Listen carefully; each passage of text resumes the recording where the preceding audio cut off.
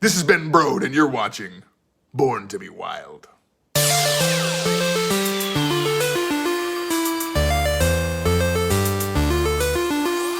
Greeting, traveler.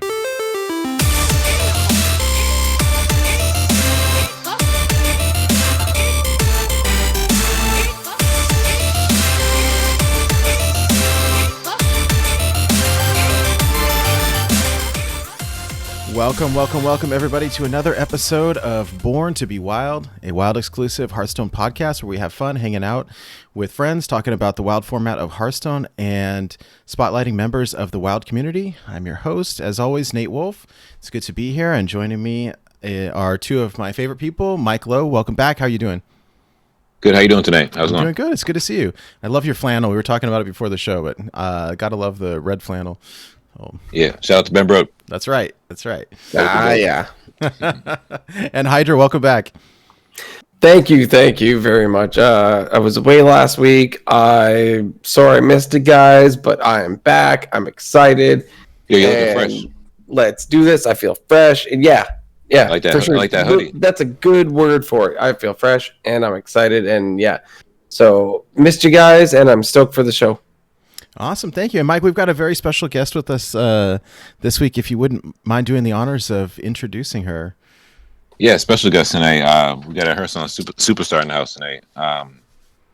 Tonight's guest had a video out when Skullman's came out playing with Soul Fragments. You may have seen it. If you didn't see it, you guys will check it out tonight. I'll put the link in chat and Discord too. Tonight's guest is Brookewerm. Give her a big round of applause. Woo woo. Yeah, welcome to the show. We're really happy to have you. Yeah, thanks for having me, guys. This is the first pod I've ever casted on, so that's awesome. That's very, very, very cool. Yeah, I was super excited to see you up on the Hearthstone homepage and in the in client loading screen and everything. That's awesome. That's so cool. Yeah. You're famous. It's happened twice now somehow. I did it once and I didn't totally mess it up, so they let me do it again. 2 times. That's cool. Yeah. Guess that's how it works, hey? Don't screw it up the first time. That's right. Yeah. That's some good street cred to have. Good street cred. Yeah. So can I ask how that came to be before we get into that? You sure can. Yeah. How did that come to be? So the first one was I was highlighted just as a streamer to play the new solo adventure along with our good friend Ridiculous Hat. Shout out. Ridiculous Hat. Yeah, and that was for Ashes of Outland. So that was back a little while ago. And I don't honestly know. I think there was a Twitter post from community folks at Blizzard and the Hearthstone team and asking for streamers that other people enjoyed and of any size, streamers of any size. And lots of people recommended Arhat because he's amazing and does so much for the Hearthstone community. And Arhat recommended a few people, and one of those was me. So I think that kind of just trickled down to me.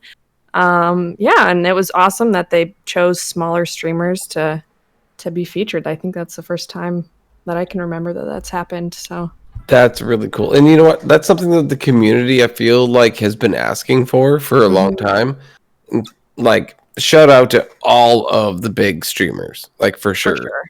But there's been a need to see people grow, come out of the community and get bigger, and to see, the smaller guy, grow and finally get up there. And that's really, really cool to see somebody come out of that and grow and become on the spotlight. So congratulations. That's really cool. Thanks. Before we get too far away, so take this time for people who may not know who you are. Tell them how you got into Hearthstone, how you got into streaming, where you got your gamer tag from, all that good stuff. Okay, that's a lot of things. Take in any order you like. So I started playing games when I was 4 or something. Played them my whole life, mostly just single player adventure games. I didn't play online games until I was 20 or something. I just would be on my lonesome and just playing games by myself. It was kind of my introverted activity. And I wanted to play some multiplayer games when I got older and got a PC, and everything made me like super sweaty, and like I tried playing like PUBG and like Overwatch, and people yell, and I was just like, oh god, I don't think I can do this. Oh man, people yelling at you? No, that's messed up. You know, like team games or like super competitive games. I'm not Yeah. a super competitive person. And I just wanted something more chill, and I'd seen streamers that I watched playing Hearthstone, and I was like, oh, it's free, and I was in college, so I was like, free's good. LOL, it's not free anymore. Yeah, that's how they get you. Yeah. It's not free anymore. I played it for a little bit, had no idea what I was doing, kind of tried to talk to some people. I went to like a gaming club in college, tried to talk to some people about it, and they're like, yeah, you really need to put money into it. And I was like, okay, well, I can't do that right now. And that was in like 2016 maybe. And then I really re-downloaded it, started playing it seriously like a little bit before Witchwood came out. Had no idea what I was doing. Streamed it anyway because I was ready for criticism galore, and I actually like people were really nice and like gave me lots of guides and feedback and stuff. And yeah, I've kind of just been playing it since. Somehow I've like hit legend a few times. Started playing wild in this past summer because I was bored of standard. Yeah. Hit legend there. Feel that. Or two after started playing. So yeah, my gamer tag is something I was just sitting around and wasn't something punny that I felt like described me. I never had like a gamer tag growing up that I have a cool sentimental story about. So I just was like Brooke. Yeah. And my little save files. So I have to say my wife wanted me to tell you that she thinks that your gamer tag is very punny and that she loves it. Yay! So she says hello. Smooth. It is smooth. Puns are my favorite. I think Ridiculous Hat is probably the king of puns, but they're near and dear to my heart. Absolutely. Oh yeah, he's the king of puns. It's crazy. So I'm super excited to have you on the show. I was playing, I don't know, what is this, about a month ago or so? Ran into you on ladder. It's like, hey, I know you. I did the same thing. So small world, right? So I really appreciate having you on. It's really great. I didn't know that you had played Wild. I thought it was standard only, so I was so excited. I'm glad I was streaming when that happened because you asked me if I'd want to be on the show, and I was like, of course I want to be, but I'm so nervous. And chat was like, do it. I was like, okay. Oh, you got to do it, chat. Speaking of chat, Arimorn's asking who won. It wasn't. I was being very salty because all I was seeing was tons and tons of aggro, and so I switched over to Odd Warrior, and it's just like you call it like Button Warrior, right? And it's just tank. And Brooke, I apologize. Brooke was playing sorry, Brooke. Odd Paladin, I believe, and I mean you just clear the board over and over and over. Crush my soul. Sorry, Brooke. He doesn't represent me in Hydra. Sorry. Yeah. No. I kid. I'll just leave now. Don't worry, Nate. I got it. I got the helm. It's all good. Oh man. So then, yeah, I was super excited to see that you had, and then you had hit legend like right after that, and I'd asked you what you were playing. You were playing Kingsbane Rogue, and I loved the list that you were playing because at the time nobody else was. Yours was running, I think, one Leroy and at least one Sap, and at the time nobody else was running either of those cards. And you sent me the list, and I really appreciated that. And so many people, I think, started shifting over to. There was some Q block, and Big Shaman was popping up, and so the Sap like really helps. It's always been a big question of mine when it comes to Kingsbane is nobody runs Leroy. And the answer I always get is it's not needed. But I'm like, but why? It's so fun. Well, especially they sent him to Wild, so you should use them. It's the only place you can play. Right, totally. Like, it's always bothered me. Like, it's not needed. Seems cool to me. Hit him in the face for 6. Well, okay. So Gold Daniel in the chat is saying there's no need to play sap. So here's the argument, right? I've been comparing... Yeah, Gold Daniel says that because he put a Void Lord down. That's right. So he's saying that. Reverse psychology up in here. Of course, the Warlock player says that, right? Okay. That's true. I am a Warlock main as well. Please don't play sap. I would really appreciate you not to play sap. But so the idea, I think, is if your opponent is dead by turn 5, then you don't need sap. But like, it's really great for when you need those couple extra turns. So I like it personally. But yeah, I played a lot of different lists, and the one I sent you is the one that. Oh, hold on a second. Got me there. I just figured it out. Hydralisk. What up? I think Leroy is for like the Diamond 10. I'm sorry, not Diamond 10. The 10-star multiplier players like me. The 11-star players, they don't need Leroy. Yeah, we're in another class. Like we're not good enough. We need the Leroy. I'm only on the 10-star, so yeah. He'll carry us to victory. That 1 star just on his shoulders. Right? I'm okay with that. I've never had the 11-star, and I don't know if I ever will. Well, I know Brooke and Nate have, right? I have not. You haven't, Nate? 10-star game right here. Maybe this month. Then it's just Brooke. Never mind. I worked very hard for my legend this month. Very early on, and it was not a very pleasant experience. How many games did you say you played, Nate? Over the course of the weekend, somewhere between probably 150, 200 games, something like that. I mean, it was like all I did. That's like ridiculous hat numbers. Damn. Like first day of the month is always a race, I think, and so between Gold Daniel and Shia and Mike and myself and whoever else was doing it, and I don't know, the competition is hard, and I couldn't get a good read on the meta, and I just bounced back and forth between a bunch of stuff, and then I don't know, I've got, at least for me personally, like most of my classes are 1K, but I'm still missing a couple, and so I've been trying to play the non 1K classes to get the wins, and it's not a great idea. Not a great idea for the meta, and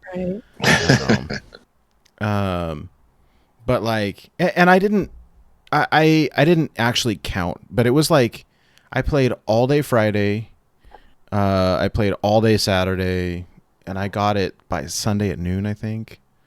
Wow. So I don't know. I mean, it was. I'll talk about it later. Let's talk about Brooke. Yeah. Let's get back question for Brooke. Have you ever tried a race for a legend day 1? No. Why not? I'm not. I'm a slow human, and if I put pressure on myself, I tend to just like crumble. And I mean, I don't know. I mean, there's been times I've gotten it within the first week or within the first few days, but I don't know. I'm not, like I said a little bit earlier, I'm just not super competitive. Like I feel like I'm more so I'm competing against myself. Like in the past, when I got 10 times, I was like, okay, I want to get 11 times now. Like just setting my own goals. Mm-hmm. Just trying to be better than I've been. So I like that. I like watching people. Yeah. I like watching other people race, but I'm usually in my PJs and not doing anything. No, I mean, I know what that's like too. I think it's probably better. I mean, my good friend Blue Train and I have been going around in circles lately with this argument. Like, I really want to have fun in this game, but I really want to hit legend every month, and I really want to get 11 stars, but I don't, but I really want to have fun, and I don't know, we kind of go around in circles, right? And I think that if you take a step back and try to enjoy yourself, you're probably better off. So I don't know. So too, I think it's a balance between like, trying to improve and trying to get there within a certain period of time, and also enjoying it. If I don't enjoy it, I don't really see the point for myself personally. Like that's the whole reason I started playing it, and I don't enjoy getting tilted or like feeling like I'm on a time crunch. So Yeah. See, that's how I feel Good whenever point. I'm like facing, the final boss, right? Like I get so like my wife, she'll be in the background. I'm like, one more game. If I win this, I'm there. I'm there. And she's like, you can do it. And I'm like, hold on. And I'll like pace around the kitchen for like a bit. it's And I'm like, scary. okay, I gotta win this. I gotta win this. And then I'll lose it. And I'm like, gosh darn it. Now I gotta win 2 more. I know. It just feels like it's so close and then it's so far away. Yeah, it's so silly. And You know what just though? a game. It's funny that you bring that up though, because that happened to me last weekend. My wife's sister is in town visiting from out of state and staying at the other sister's house, and we were supposed to all get together for lunch. And we're running late. Hey, did you get ready yet? No, I'm about to hit legend. Like, well, can you get ready? We got to go. Yeah, I just need one more game. I'm like, at my final boss, can I just play this one more game, please? And then I lost, and I was like, I just need 2 more games. and then I won the one. I'm like, one more game, I promise, one more game, just one more game. And I won, thankfully. But like, I was in a not super awesome mental space. It was I don't know. I don't think I'm going to do that again next month. I will say that. Sounds risky. Did it once. You can check it off the list. Yeah. Best. Speaking of checking off the list, should we get to the Patreons? Whoa, smooth transition. Segue. Wow. Okay. Yes. Let's do that. Yes. Before we get too far into things, gigantic big thank you to our patrons, especially Shokunin and Pug Ugly, who are the executive producers of our show. Thank you so much for supporting us. And also to Adam W. and Claudette G. We got a new patron last week, you guys. So Claudette, thank you. That's super cool. Thank you. So appreciate the support. It helps keep the lights on, and we're working on some new merch, and so it helps get us money to pay the artists to work on the cool stuff. So really appreciate what you guys do for the show. So thank you very much. And also let's see here. Before we get too far into everything else, also one of the things that we would typically do on this show is to shout out first time wild legends when they hit, and so we had one just a day or two ago in our Discord. So for nice Matushik, nice. I'm probably pronouncing that wrong, but Matushik, first time legend, playing Q Block, doing some co-op with Alpha. So congrats, that's super awesome. Nice, congratulations. Yeah, congrats. Yay. Awesome. All right, so around this time, we'd like to just ask how everyone's doing and how their week was, what they did in Hearthstone, their lives, whatever. Mike, what's up? How's it going? What are you up to this week? Yeah, so aside from work, I'll just talk about Hearthstone here. I was streaming this week, got a lot of different raids, got some subs, Sky Grumpy, got some Slizzle raids. Nice. Got Falular in there. Saw Goku. Saw a lot of good people. Shout out to Shia. Got a couple Shia raids. Shia's been hanging out in there. That's super cool. I see Shia hang out in Brooke's Discord too. Good people. Yeah, she's a friend of the show. Yeah, we've been pushing for Legend, but same old story around this time of the month. Kind of go up D1, and then a couple of games right before Legend and slide back down. So it's just been like roller coaster, but it's been good. People have been coming into chat, supporting, hanging out. But it's been a pretty good week. Been playing Aggro Druid. Decided to give that a try. That deck is pretty nuts. The Embiggen with the Gibber. Oh yeah, that's pretty gross. Oh Isn't yeah, that the deck you were complaining about last week? Yeah, someone. Yeah. Wait. Hold I up. was streaming. I was. Yeah. Hold up. No judgment. I'm curious. It's the circle of life, right? It is. Yeah, you get destroyed by a deck, and you're like, okay, I gotta play that. I'm gonna try it. Sorry, Mike. Yeah. No, I like that. Reminds me of Patches. Like Brooke should call you out. What was the 3-1 that came along with Patches? The 3-1? Yeah, well, it was like a 2-1, and then it like turned into a 3-1 or whatever. The pirate, they got nerfed. Nobody remembers. Gosh darn it! It was the shaman one, right? That we were Yeah. playing with the Well, everyone J-Fox, used it in Shaman. That stupid card. I don't even remember. God, that's Small time buck. There we Yeah, go. small time buccaneer. Yeah. Yeah. Okay, Everyone was playing that card, and I'm like, I flipping hate small time buccaneer. I'm never gonna play this card. Guess what? I crafted it golden. That's Oh right. man, that's crafted it golden. And then it got nerfed. Well, no, That's okay. Got it back. We were playing Malygos Druid Monday, and we ran into a bunch of priests and then aggro druids, and then Absolute was in chat, or I think it was Absolute. Somebody mentioned it. They were just like, you should play aggro druid. So then we switched to it, and then we just climbed up to like Diamond 1 and just been floating around there. So we'll get Legend eventually, probably after the stream tonight. Yay. Sweet. It's been a good week. Yeah. I played it. Cool. I played some of it too. It's pretty gross. When it works, it really works, and when it doesn't work, you know by like turn 4, turn 5 that it's not going to work, and you can just It's bottom like right 4 and mini move on. games. You're in and out. Yeah. So Nate, how was your week? Yeah, no, my week was pretty good. I can't complain. When, like I was saying a couple minutes ago, I hit Legend last Sunday, so that was good. Let's see here. I came in at 182, which is nice. It's very early, so Legend on the 4th feels good. Nate 182. Yeah. Do a song. We should. What's my rank again? That's my rank again. That's my rank again. Song at the end of the show. Yeah. So Later on the podcast. So I finally settled back on this Q block deck, which is I always experiment with the other stuff and then it doesn't work for me, and then I go back to Q block. So this has been 2 months in a row now with the Q block, but I crafted it. It's all gold now, and so I swear having the golden cards improves win rate. That's a secret. It's true. It's just like Oh, that means that Brooks decks are all golden. Right? No, I don't have any full gold decks. I'm just that powerful. Honestly, I don't recommend it. It's very expensive. It's very pretty. I'll give it that.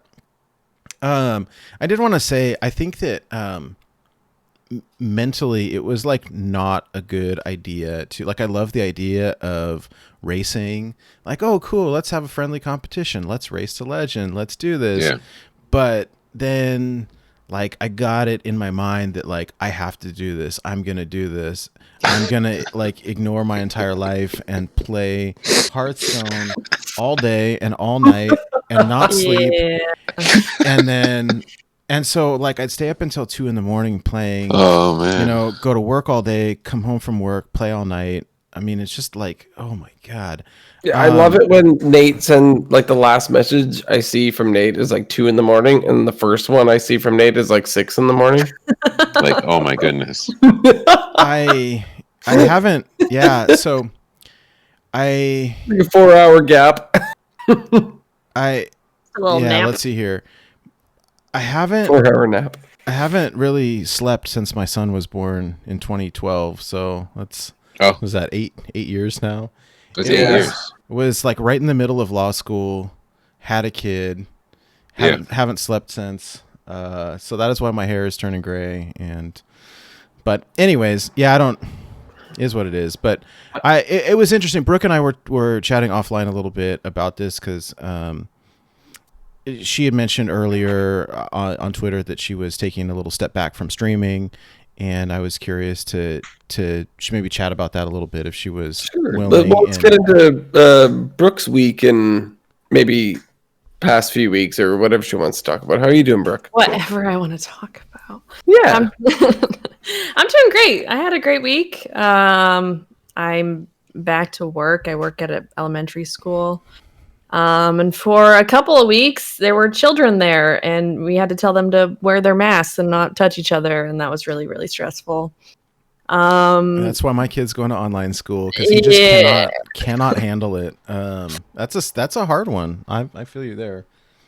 Yeah, it was a lot. It was very apocalyptic too, just like walking through and you like have to like stay certain distances apart and they like eat their lunch at their little desks and I don't know. It was really strange and stressful and whatnot, but luckily and also unfortunately there's too many COVID cases where I'm at now that they're all online again.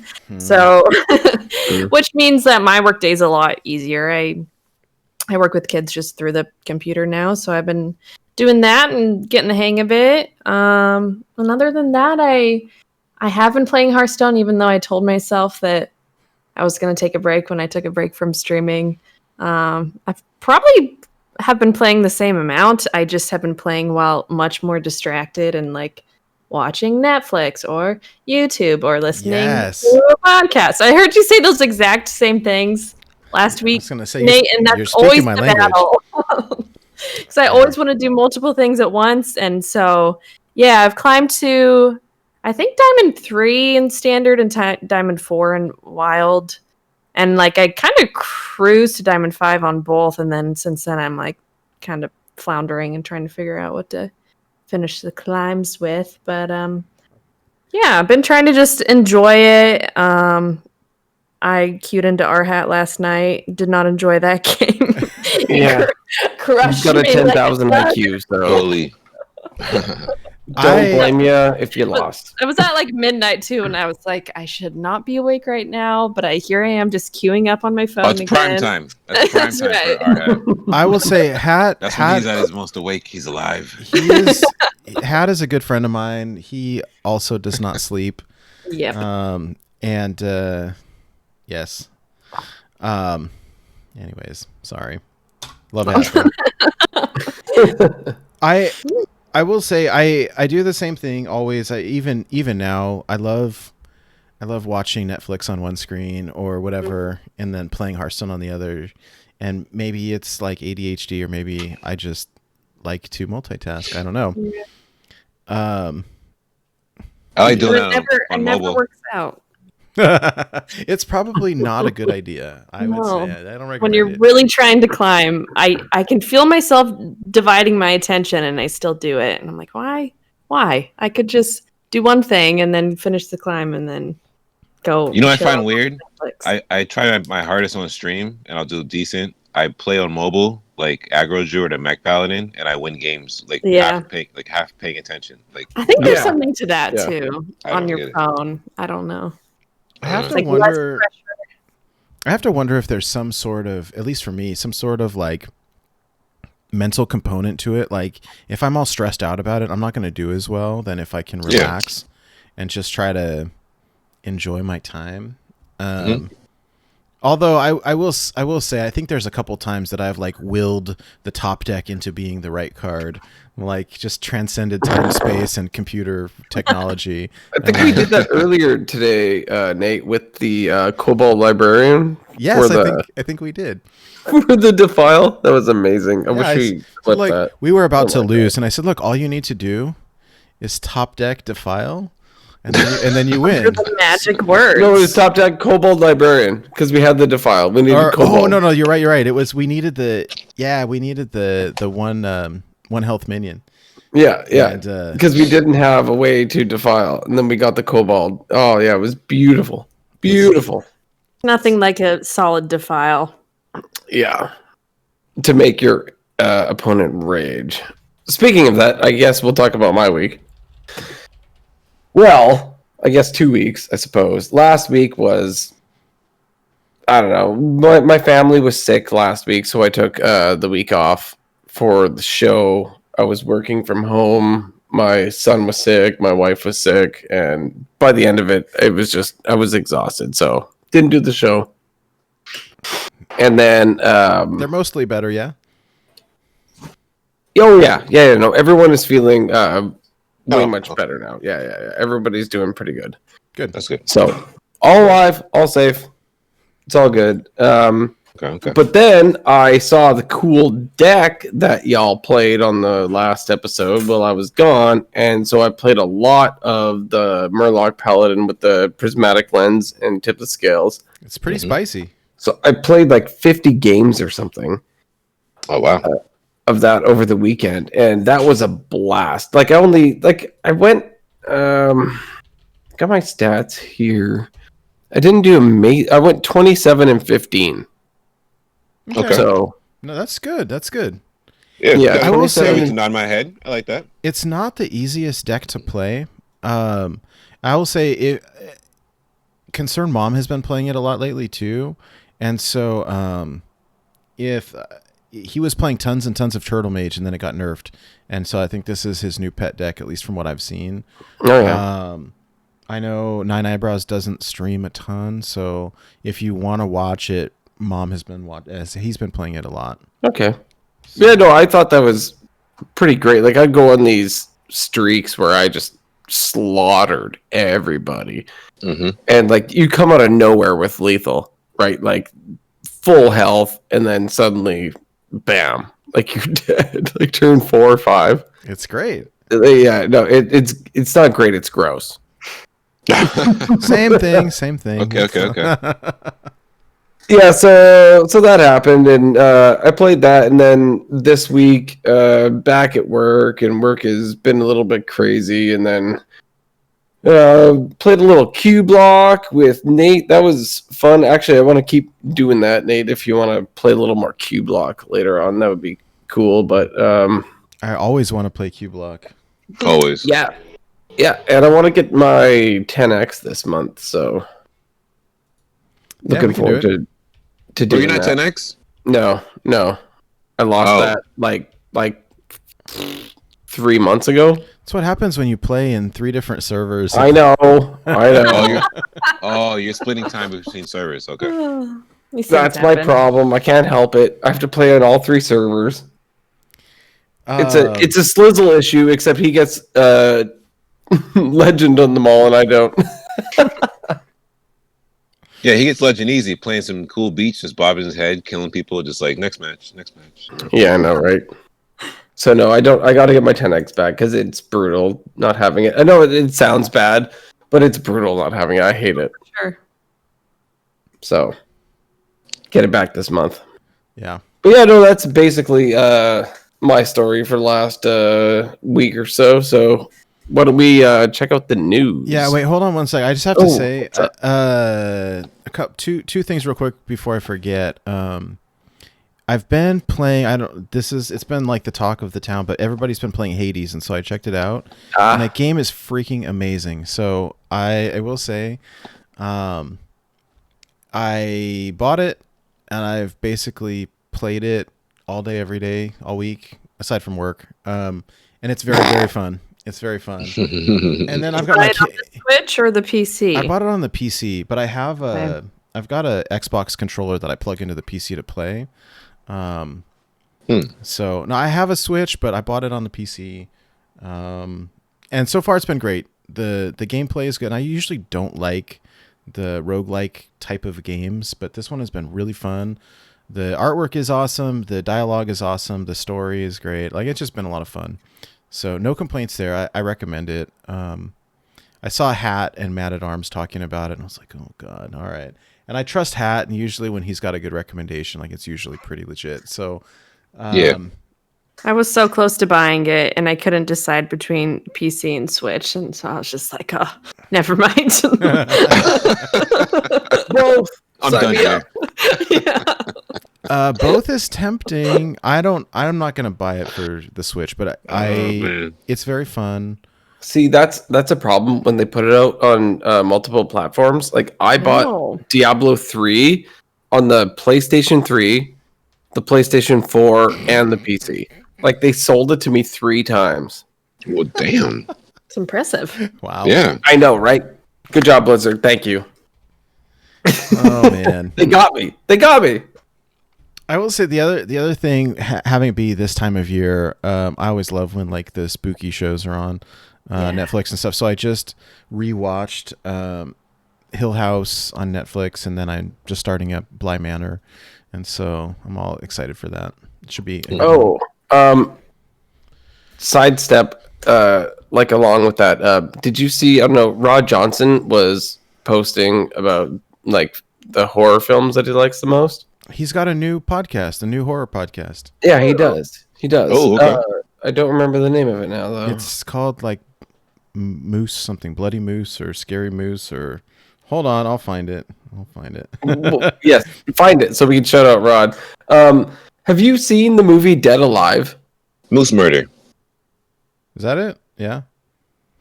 Yeah. You're right. All right. Moose murder. Makes sense. Nate, have you seen Dead Alive? Don't think so. What is it? Oh, it's like an original like James Cameron from like the 80s. It's horrible. it's just look it up. All right. I'll check it out. Yeah. We'll leave it at that. Everybody else look it up too. Totally worth your time. Oh, Nate. Yo. This will probably segue into the next segment. During my streams this week, I've had a lot of people comment on my image slideshow. It shows a lot of hats, sweaters, hoodies, things that you can find in our store. A lot of merch. I've been hustling this week, selling a lot of merch to the stream. So hopefully they come through. I love it. If only that merch could go on a sale or something, like something like that. Sales. You're both hired. I love it. Okay, so here's. All right, hold on. Okay, there it is. It's called Moose Murder Podcast. So on Twitter at Moose Murder Pod. So that's Rod's new podcast. Moose Murder. All right. Yeah. So, Rod is a good friend. I have Love you, Rod. Haven't listened to the podcast yet, but he's hilarious, and I enjoy his content. Okay, so yes. Let us segue. So here we go. Where is it? There we go. Our merch sale. Yes. So thank you, Mike, for slanging the merch. I love it. So there's we had the opportunity to participate in a site-wide sale. So Spangle Clothing does our merch shop, and they're having a site-wide sale on our behalf. And so not only is all of our stuff on sale, everything in their entire store is on sale. It's all 10% off, and if you use the code BTBW when you check out, so it's BTBW for Born to Be Wild. 10% off. I think it is good for another week or so, and yeah, I've been very, very, very happy with it. I'm not just saying that because, frankly, I was super picky about merch early on and tried a few companies before going with them. But it just so happens to be our friend Wildcard's, him and his wife's company, anyways, and so that makes it extra fancy. Yeah, so, real cool. If y'all are wondering how you can support the show, buy a t-shirt. That's always makes us happy to see folks wearing them or watching them stream wearing a shirt. Is super cool. Yeah, that's the best. When all of our friends post photos wearing the shirt, like Labore Sangre, just like rocking it, showing the Guy Grumpy got logo. A hat for his collection. Yeah. So, yeah, that's really cool. I like it. I will say it's been really cool having Wildcard run the shop because not only is he a good friend, but they've been very receptive to people asking like, hey, someone asked for tank tops, someone asked for trucker hats, someone asked for mouse pads, and he's like, oh, that was me. You're like, yeah, we can do that. Yeah, we can do that. And so right before we went on the show today, they just added new stuff. So that's super cool.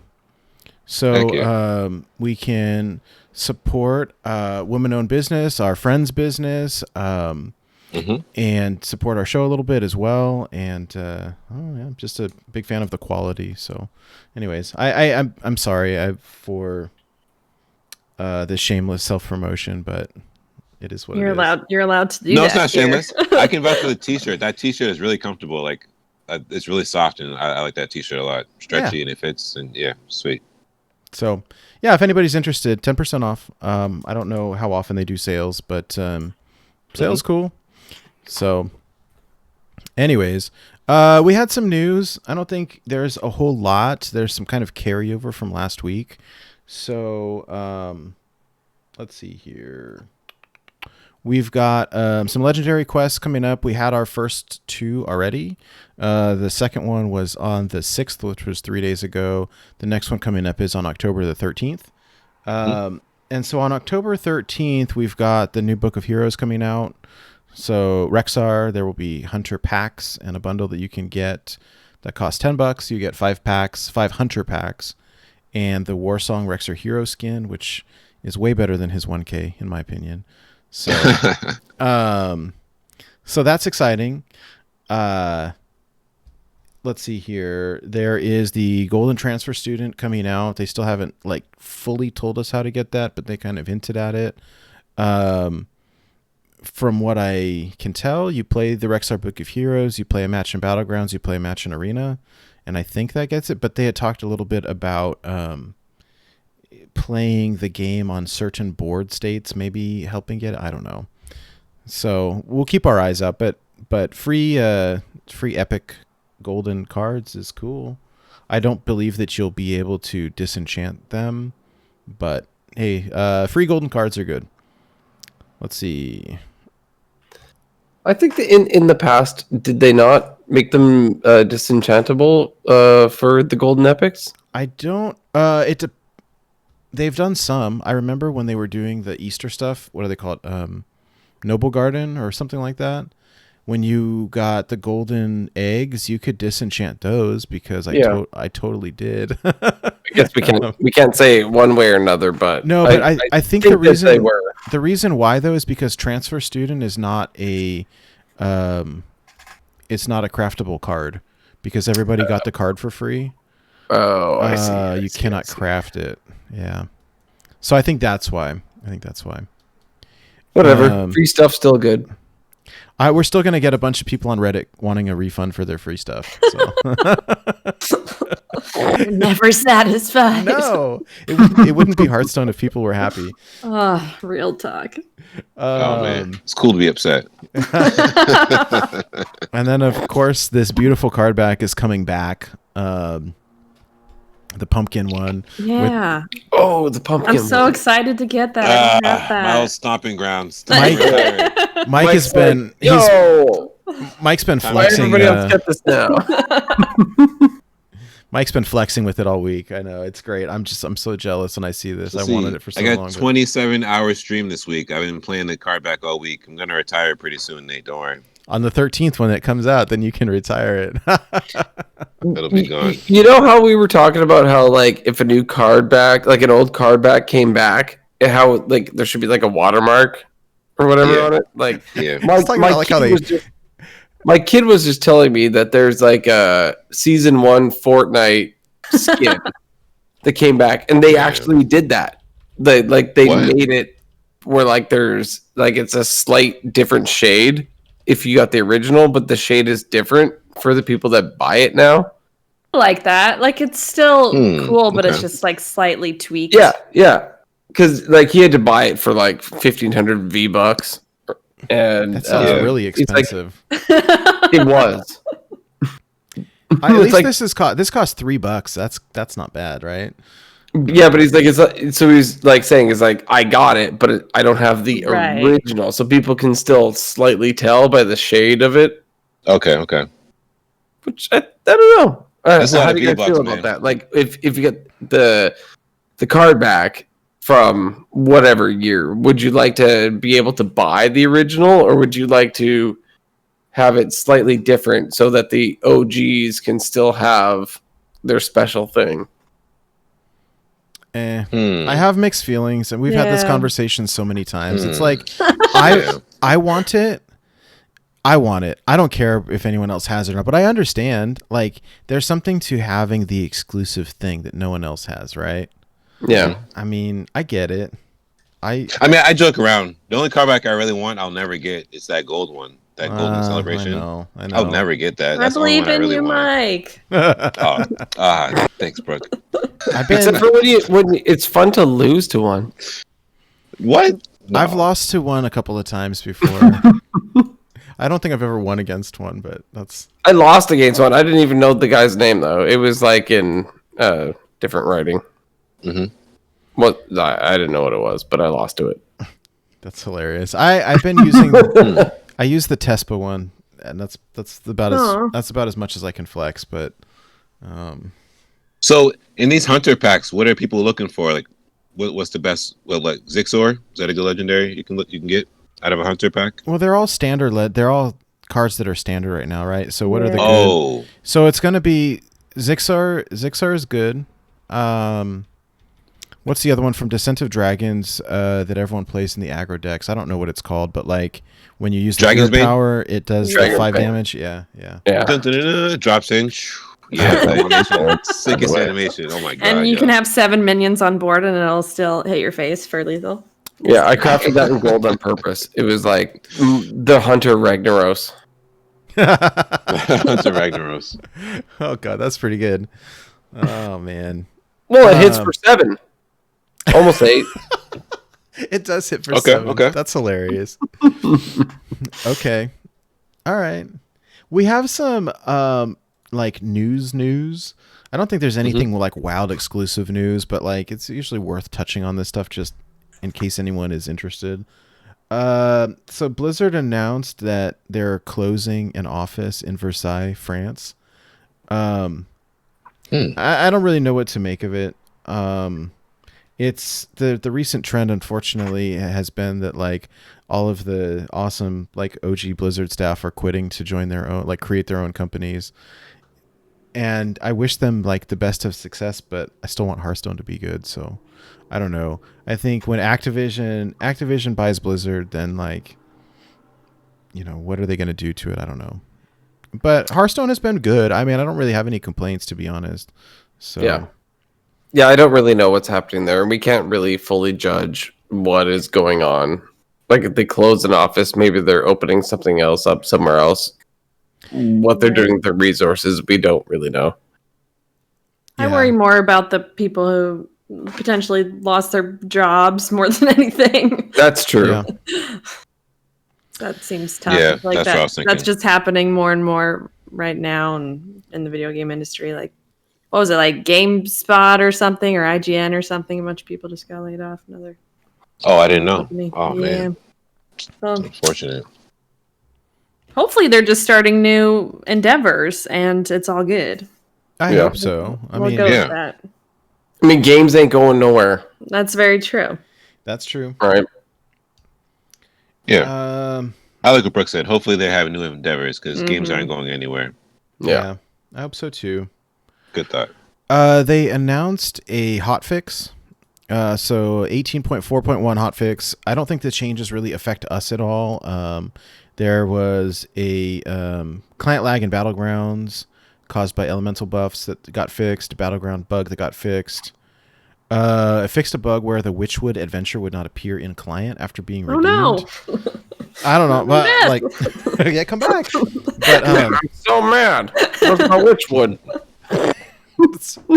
of all the things, what I wonder is, Some people would be mad. I'm not me though. It's just funny. how does this happen? Where you like put one wrong thing in the code. Do you delete a comma or something, or add a Oh crap! Witchwood's gone. and all this like Deleted a whole adventure. of all the things that Mr. could happen. Decimal. So whatever. I am happy about this one. Someone had asked on Reddit.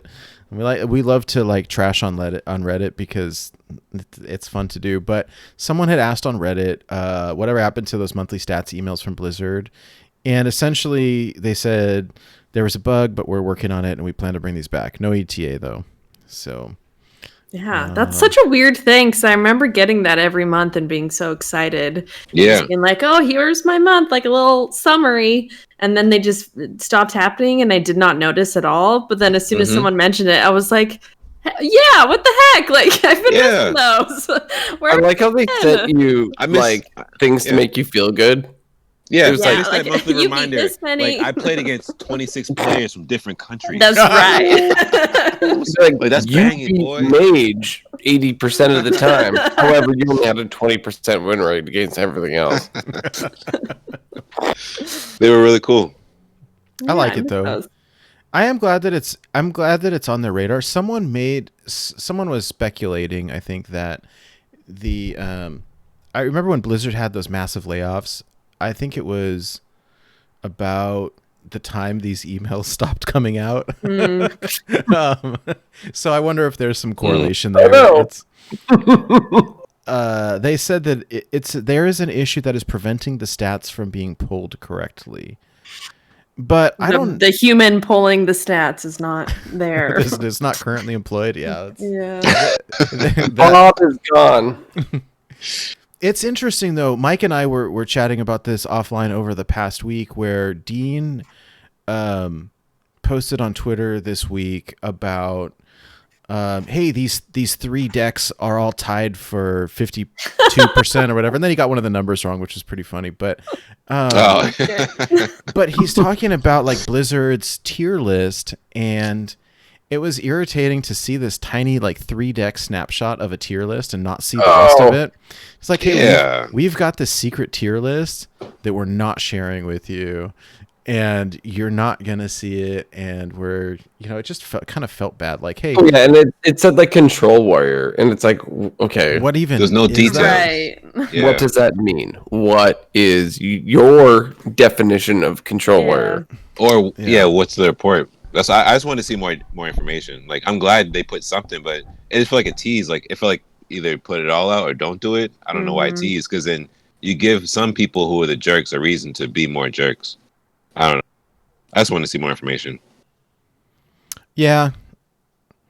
I did like to see that there were quite a bit of people that were asking about Wild in Dean, like for Dean's question. There was a lot of people saying, we need the Wild open back. We need information about Wild. We need some sort of support about Wild. And my hope is the fact that they're not answering that and doing that is that in this new mode that is coming out, the answer is in there. Well, they keep saying save your wild cards. Yeah. So I guess we'll see. It's interesting. I was a little bit taken aback. So this post came out. He did the same thing a year ago, where he said, here's the post. He says, about a year and a half ago, I asked this question and got an incredible response. Let's see what has changed in that time. If Hearthstone used to be your main game but isn't anymore, what would get you back?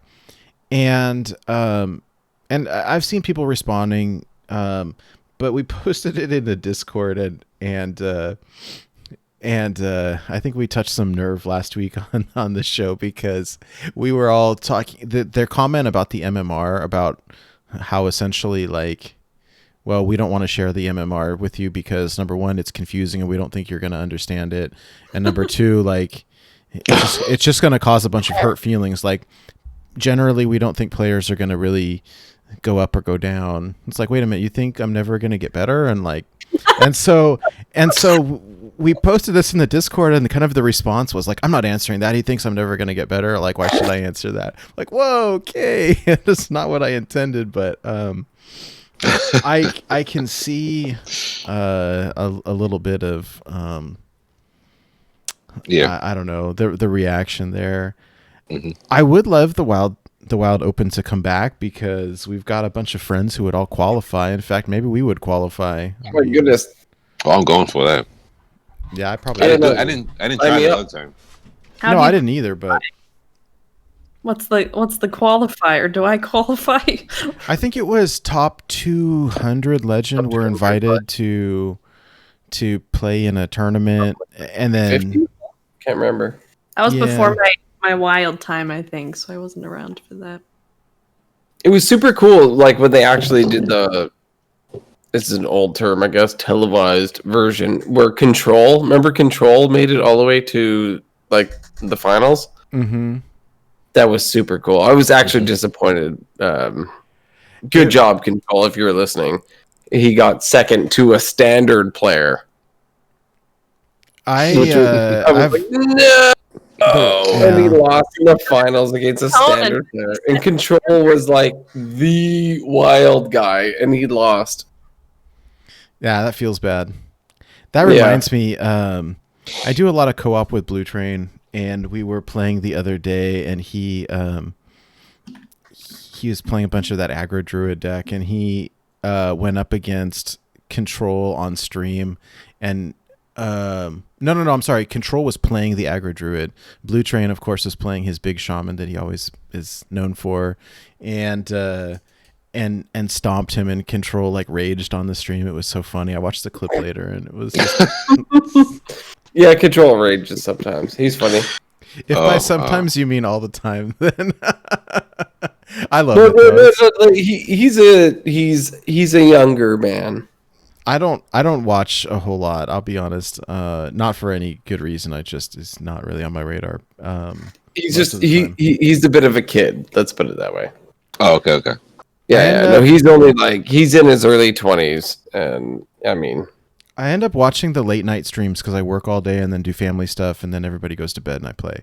And so it's always I end up watching Labore and Shia and whoever else is playing. Slizzle plays late. Concerned Mom and Keith Numbers are kind of like my regulars. Yeah, and Swagyar is a big one that I like to watch too. Yeah, Jack comes on around like 4 my time. Oh yeah, Eastern. Yeah. Yeah, we gotta get some regular Born to Be Wild streams going, maybe. Yeah, we probably should. Yeah, I like that idea. We could do it. Do you all have any suggestions or answers to Dean's question about like what would make the game better? I mean, this is still probably my main game, but like, yeah, me too. Frankly, I know everyone likes to kind of hate on the devs, and that is sort of what people do. But I'm very. I have one answer. I think they've been really good over the past year or so. They've been good at communicating. They've been good at responding. They've been good at fixing stuff. Like we're getting more of the cosmetic stuff, and I think that I don't know. I don't have any major complaints. I would like to see a little bit more wild support, but I don't have any real complaints. Like we know that there's achievements coming, right? Basically, is what they've said. Has that been confirmed? Well, is that a potential change in the reward system that people have mixed feelings about? Is that what you mean? I got that survey, and there was a bunch of stuff about achievements, and there was alternate card art, alternate portrait art, a lot of cosmetic stuff. But I think they were talking about achievements for, I don't know. I think what I hear sometimes is that the long-term players are not rewarded. Like, okay, we cap out at 500, but then they increased it to 1,000. Right. So there's got to be stuff. I don't know. So here's what I was thinking, and this could be completely wild. But imagine there was, say, an adventure or something to earn a new set or adventure that was wild exclusive. Right? Like, this doesn't even go in standard. Like, these cards go straight to wild. Do this adventure. We got, like, say, 30 cards. Not a lot. Like, a dump that goes into wild. You play adventure, you get these cards. What do you guys think about that? Is that crazy? I think that'd be cool, and maybe entice some standard players to try Well, that's what wild. I mean. Right? Like, try to get people to play wild. I don't know if money-wise, I don't know if that would be worthwhile to them. I don't know money things, but that's the only thing I could see. But well, what I see about it is the fact that, say you do that, and then people get invested, and then they start buying the old packs, sort of thing. That's why I'm frustrated about the Wild Open, because it brought so many people who don't normally play Wild into playing Wild. If there's no incentive, right? But I don't know. Like there has to be nostalgia. Is what I mean. Nostalgia right? is the incentive. Right? I haven't answered, but Brooke, did you go yet? Oh, no, I don't have a big thing. I mean, since I've been playing Hearthstone, it's been my main game. I've taken small breaks, but that's only been because I've played too much for my liking and have needed some time off. The one thing we kind of touched on was just MMR. Like, I don't know, it's not a huge deal to me, but just being able to see about where I'm at. Like, I know I can check my win rate for the month, but like, I know you guys talked about this last week, but this past month in September, I felt like I did about as well as I have in the past few months, and ended about where I did in August, and I got 10 times on Wild in Standard, which I like the month before I got 11 on one, and then the month before I got 11 on the other. So just kind of like knowing, feeling like I'm working towards something. Like I'm never gonna try to be like top 16 or anything. So it's like, why keep playing besides the fact that I love the game and I'm addicted and I stream it and whatnot. Definitely something to work towards, right? Yeah. Rewards in some sort of fashion. Because like we've got all our golden cards for our sets. Like you hit level 60, like then it stops. Right? There's got to be something beyond that. Other than yes, you get a skin when you get to 1,000 wins. But I feel like there's got to be more things. That's what I would like. I just like knowing where I'm at and just not feeling like, okay, it's going to be midnight on the last day of the month and here it is. And then this is my whole next month. Like, I don't know. Just kind of taken by surprise sometimes. I don't like that. Yeah. Imic posted something. He did like a mock-up of a shot from the collection manager in Hearthstone. The idea of it was like a suggestion essentially, but like you have a legend, and his suggestion was you could either swap it out for a different one, which is kind of cool. Like, hey, one that you don't have. But I love the idea. There was the idea of like upgrading it to a golden, and I think that would be super cool. Ooh. Apparently that is coming. They just said it's gonna be a while for some reason. I've heard them talk about it, but I'm a little bit curious how that works out. I don't know. We'll see. It honestly, it puts me in this like funky like moral dilemma because I've kept my regular cards and my gold cards, and it's like, hey, if we can just upgrade to gold, then I don't have to robot voice. Oh no. Okay. Well, I'm still here. But like if you can upgrade your cards to golden, then you don't really need the old ones anymore, just the golden ones. Yeah. Am I back, or did you lose me? I heard that I'm turning robot. That seems better. Okay, You're good. better.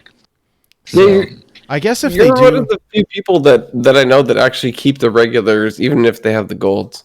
I'll tell you what. If they make a feature where you can upgrade your cards to gold, then I will get rid of all the regular ones. I can't imagine how much dust you have. Like you have both golds and regulars. Like that's insane. I used to always dust my golden extras. So I only started keeping golden cards recently. So an upgrade system would be nice for me. I think I started keeping my golds about 3 years ago, maybe. And now I get rid of all regulars. Like I only keep the golds. It's weird. It's a bad habit. Don't do it. It's a really bad habit. If there was a way to get more gold, such as increasing the cap from 100, because honestly, today's the 9th, and I've hit that cap like 5 times. Dang. Damn. But no, to be honest, like it gets annoying because I know like I could do it tomorrow, but then it's done at 100. Like I can't get more gold. It's very frustrating. Like I feel like maybe they could just raise the cap if it's not going to be unlimited, because maybe they're not letting more gold through because the pack price. If they need to raise the price of the packs, I don't know what. Maybe no, I won't say that. They need to do whatever illusion it takes to make me think I'm getting more gold, but like the visual needs to be more than 100. I don't know how else to explain this. Like it's so frustrating just getting 100 gold a day and then whatever quest it is. So what's the max? You can get 160. Like who wants to do that every day? I'd rather be more gold. Just the potential. Like I don't know. No, that's a good point, Mike. I like that. That's a really good point. In fact, I think it should be easier to hit your 100 gold than to win 30 games. Yeah, it was all aggro druid, by the way. So don't. Well, at least they were quick games. Yeah, 4 minutes or less. We're at 4. We out. You know, like. Oh man, that's great. Yep. Perfect. Okay. Was there any other new? Oh, there was one other thing, and I don't know if Goliath is here today in the chat or not, but I haven't seen Mr. Dwarf. We've been chatting, but he's been pretty busy with real life stuff. But I just saw this earlier today. There's a Humble Bundle right now. We've been doing a lot of lore lately on the show, and there's a Humble Bundle right now for only $1 to unlock a whole bunch of Warcraft books. I just looked at it like right before the show, and so I'm not sure The Humble. what all is included. Here's the link. I'll just put it in the chat. Get like a physical book if you pay a certain amount, which is kind of cool. I've bought a few Humble Bundles in my day, and I haven't ever purchased the book ones because I'm more of a like opening the book and flipping the pages kind of person. But I thought that was an option that you can actually get a book in the mail. There is something to be said about having a physical book in your hands, I think. Yes. And I don't know, I've been a big proponent of digital stuff for the most part. I don't love digital books. No, when it comes to real books, I have a collection, and I like to have that physical book in my hand. So I feel you. Actually, can we digress for just a second and talk about books? Because Talk to me.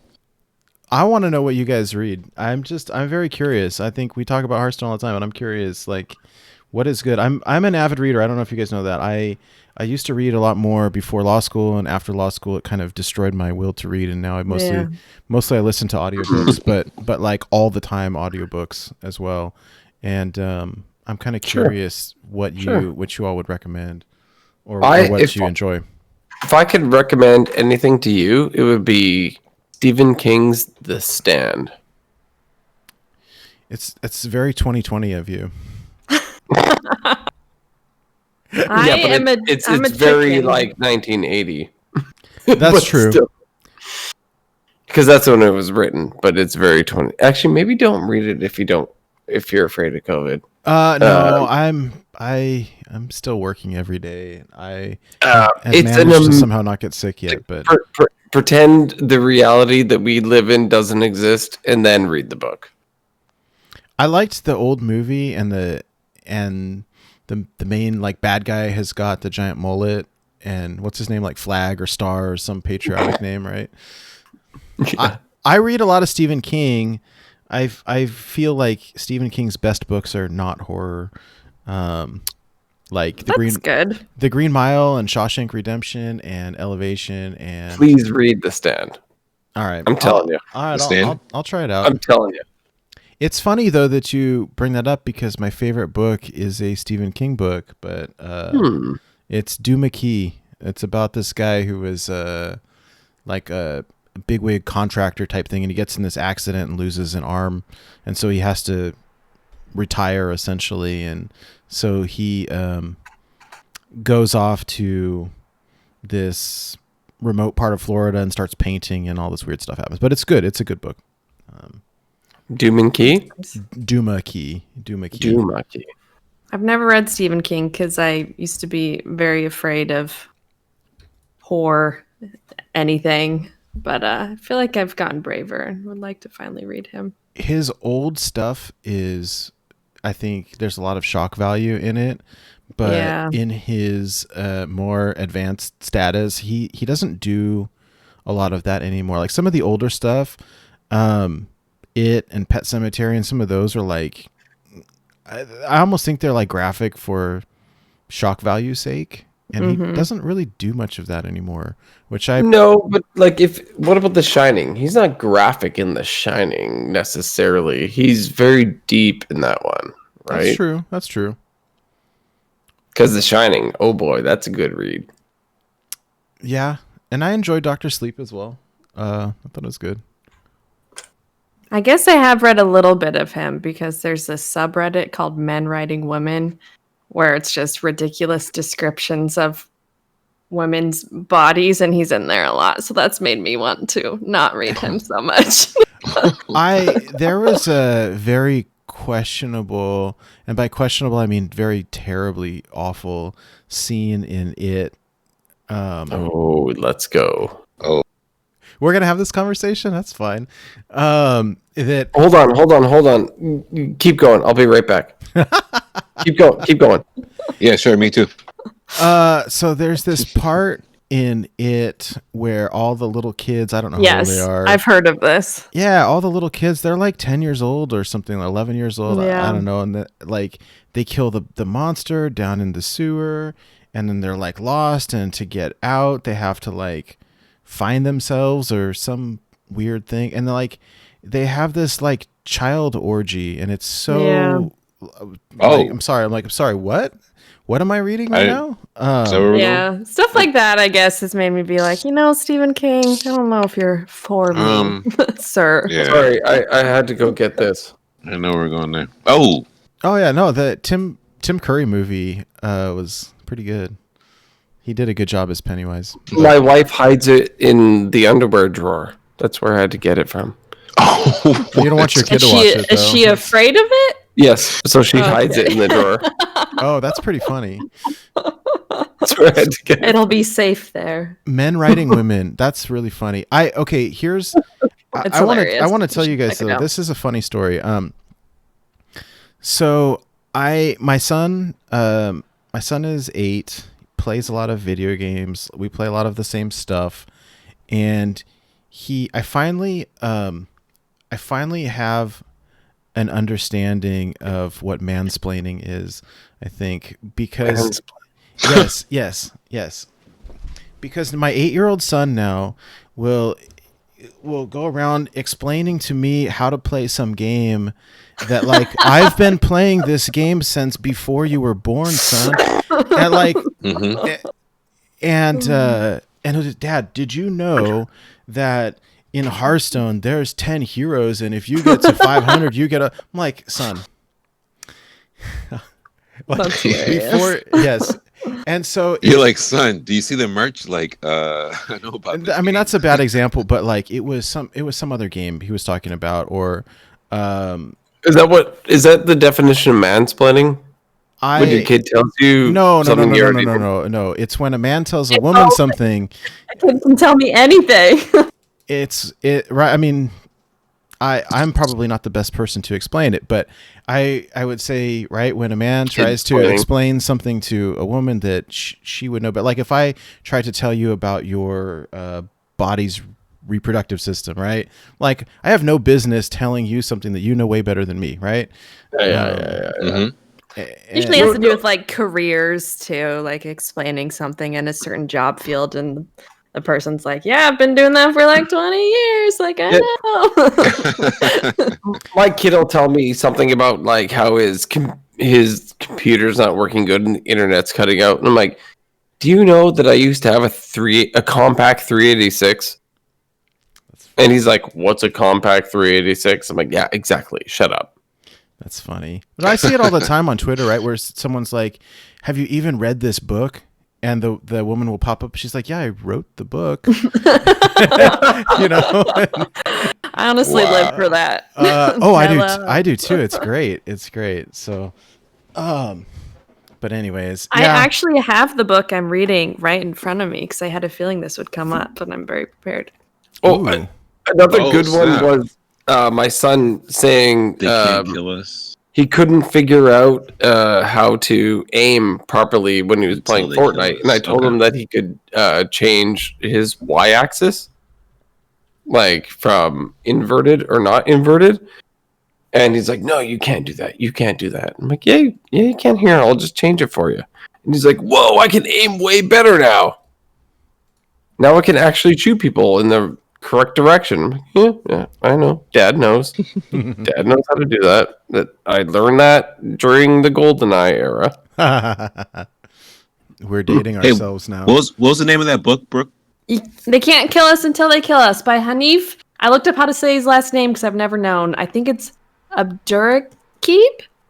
It's really good. It's essays about musicians and bands, lots of which he has gone and seen in person. Oh, okay. Oh, dope. Okay. And his experiences with them, and like the ones that he's very nostalgic about, and how it's changed as he's gotten older. It's really good. He's a poet as well. I've read a book of his poems that I really liked, so I picked this up. That's awesome. I struggle with nonfiction. I usually do too. It feels very like, even if you have never heard of whatever band he's talking about, it just feels like you still understand the way he feels about them. So I'm a big fan. Highly recommend. Nice. Okay. Cool. Heck yeah. Appreciate that. I saw the wolf on the front. We got Nate Wolf. I saw the wolf on your book. That's right. Yeah. Gotta put you in a red track coat and a gold chain, Nate. That should be your t-shirt, Nate. Cosplay. I that's could pimping. make that happen. I could use Just like a pimp. a velour tracksuit. I could, yeah. All right. All right. We need gold this chain. now. A velour Bucket hat. tracksuit of Nate. All right. Yo, that could be Halloween. You can be in the tracksuit with the gold chain and get a bucket hat. Got it. I need the wolf mask though. That's pretty good. That's All right. right.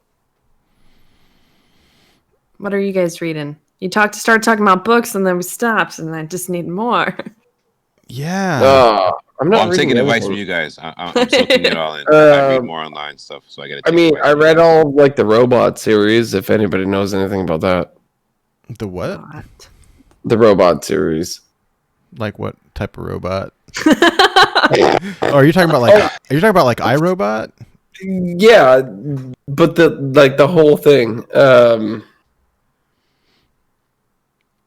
There's like 10,000 books. In robot. Isaac Asimov robot series. Oh, that was good. Thank you very What much. did you say, bro? I said ABCDEFG robot.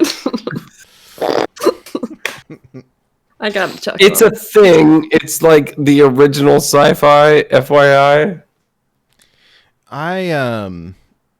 No, nobody knows that. Somebody in chat back me up on. I'm not a big sci-fi person. Weirdly, Isaac Asimov thing. Come on, somebody's got to know what I'm talking about. Foundation series. It's Foundation. There we go. I'm gonna. Thank you, Ari Morn. Ari Morn is responding. It's the Foundation series. Hopefully he knows exactly what I'm talking about. But okay, I don't know. I would probably lose a bunch of friends here, but like I actively do not like sci-fi. Nerd. Yeah, no, maybe the other way around. I think you're the nerd, but debate. No, it's supposed to be ironic. You know what? I just don't enjoy it very much. Although that being said, like, what is science fiction, right? If we're talking about, like, but you like Harry Potter, right? Yeah, it's more fancy. So nerd. Yeah. No, everyone likes Harry Potter. No, we don't. It's a universal coming of age with just a little bit of magic sprinkled in. I guess I was too old when I came in. I didn't read them when they came out. I read them a lot later. See, E-Sheep City is on my side. He's talking about Foundation series. I He had loved a it. feeling Sheep would know. But Sheep's name comes from a sci-fi book. That's true. Speaking of Harry Potter, the new Harry Dresden book just came out. It's on my list. And so that's basically like grown-up Harry Potter. It's very campy, and I don't know that I would really recommend it, but I've kind of, it's like my, I enjoy it. It's fun. What else? I've been going through and reading like old series of books. I'm listening to these like detective / psychology books, the Alex Delaware books, that are fun. They're good. That's fun. Yeah. They're not. It's what's really weird is reading a book that was written, like a fiction book that's written in like the 80s or 90s, and they're talking about like nobody has cell phones, or they're talking about like I got to go home and use my landline, or they start talking about the mobile phone in the car that's like the size of your shoe. And well, I got news for you, Nate. If you do read the Foundation series that started in like the 1930s and 40s, and they talked about way more advanced stuff than cell phones. Yeah. Oh yeah. No. I know. I'm sure there's good sci-fi. It's just not my cup of tea. Yeah, I recently kind of finished The Way of Kings, which is a Stormlight Archives book that tons of people recommended to me by Brandon Sanderson, I think is his name. It was 1,200 pages. Wow. It took me forever. It's a big boy. It took me a very long time, and everyone said it was amazing, and I just did not like it that much. And I'm like, okay, now I know. Like, we'll see if I read more fantasy in the future, but this is the pinnacle of fantasy. I just don't know if, I don't know. It might just be more of a plain old fiction kind of reader. Also, one thing I do appreciate, I don't know if anybody else is into this, but I love Hunter S. Thompson. And I have read many of his novels and his like real life, if you want to call it fiction, and news articles and stuff. Anybody else read Hunter S. Thompson? What does he write? No, I've heard of Fear and Loathing in Las Vegas. I haven't read it. Yeah, he's the one who wrote Fear and Loathing. But he was a real life journalist. He was a sports writer, journalist. He's written for novels. He didn't write much. It was Fear and Loathing, The Rum Diary, and Hell's Angels, I believe, are his only 3 novels that I know of. But his other writings are there. Everything is notable. He did a thing called Fear and Loathing on the Campaign Trail, where he followed around Nixon when Nixon was trying to get elected. It's pretty hilarious. Interesting. All right. Yeah. If I had to recommend a book that is like out of the ordinary, interesting, fun, different book, S by J.J. Abrams is super cool. So here's the basic premise of this book. It comes in a. He wrote it. Yeah, at least partially. But it's not like a book. It's like a work of art / like project. So this book, it's like a book within a book. So it comes in a slipcover. It's called S, but the book itself is almost like a Greek mythology. It's called the Ship of Theseus, and so there's this story or whatever. But then the book has written in like pen and ink in all of the margins, like it's correspondence back and forth between 2 people, and they're trying to, there's like a story within the story where this book is like at the library and different people check it out, and they keep passing the book back and forward, writing notes to each other in the book. And then there's a bunch of stuff tucked in, like there's postcards, there's photographs, there's like a napkin with like stuff written on it. And so cool. It's like a this whole... is the one you explained to me that was like the lighthouse thing or whatever. I don't know what you're talking about. Never mind. That's a movie with Keanu Reeves where they put the thing in the mailbox and they put the thing up. I got nothing. Nobody? No, I don't know what you're talking about. Keep going. We're playing charades now. It'll be fine. We'll figure it out. Where you're dead and they put the letter in the mailbox and they put the little thing up. When you're dead, you have to die? Yeah. When that happens? Gonna die for a red flag on the mailbox? Come on. Yeah. They're sending each other mail and they're all, and like one of them's dead and it's going through the mailbox and they got to put the red flag up. What street is that? Oh my goodness. Stay out of that neighborhood. It's called like Lighthouse or something. I don't know. It's a romantic I'm not going comedy. to that block. Oh my god. All right, well, I don't know. Anyways, that's something, it's very unique. I recommend that. Yeah, it's cool. It's like $15 on Amazon. It's not even but that's one that like they made a digital version, like an ebook or whatever, and like you need the physical one to be able to look at the stuff. Anyways. Is there like visuals? Like, yeah, dude. You know what? Yeah. You know what? You guys talk, and I'm gonna go fetch it. I'll be right back because I gotta just show you guys because it's cool. I'm gonna look up Keanu Reeves mailbox movie. Is it The Lake House? The Lake The House. Lake I said the House. mailbox There we or something like. Yes, the Lake House. Thank you, Brooke. It's Thank a you, real Howard. movie, and I had to go see it in the movie theater with a woman at some point in time. Shout out Howard. Good looks. Good looks. Is that with Yeah, I was gonna say that's Sandra Bullock. I didn't know that was like Oh. that. See, I thought that was just like a rom-com. yeah, except But then creepy. then there's mailbox death. I don't. Yeah, mailbox death. Because they're like in a different dimension. Like one of them's dead and one of them's not, and then they keep passing mail back and forth. Oh, wait, I thought they both were alive, but like in a different time, different Maybe years. it's different time. I don't know. Yeah. It's like they're like talking to each other through the mail in different years. Spoilers. Maybe it's different years. Mike, let's go. We'll go to the drive-thru. We'll watch it. I'm driving. We're going to the drive-thru. Oh my goodness, that's funny.